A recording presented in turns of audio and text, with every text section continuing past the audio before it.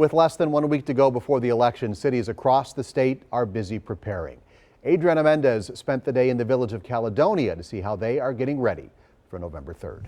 The Village of Caledonia has more than 17,000 registered voters, and approximately half of those voters have returned their ballots here to Village Hall.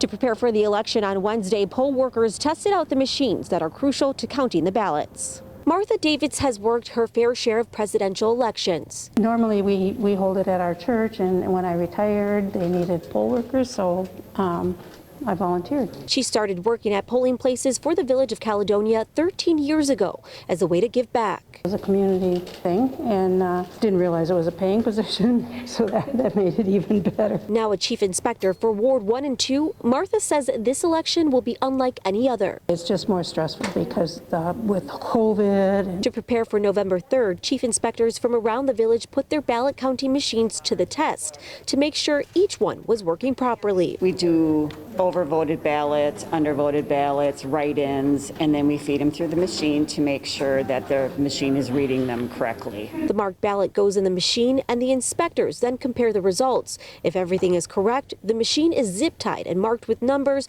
to make sure it's not tampered with. If you put ballots through, you want to make sure that those ballots are counted correctly. Along with testing the machines, each poll worker does about 12 hours of training to get ready for the election. We're training more with the COVID, with being handicap accessible, being there for every type of situation where a person is able to vote. Carrie Pope with the village says so far the process has been smooth, and they hope it stays that way on Election Day. And these ballot machines will be stored in their vault until Election Day.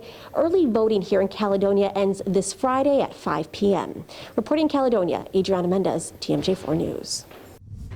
Less than a week now to Election Day, and we are here to help with any problems you could have casting your ballot.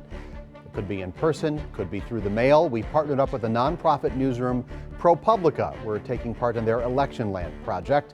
It's a nationwide collaboration to track voter problems and ensure election integrity. Go to tmj4.com/vote and send us your tips.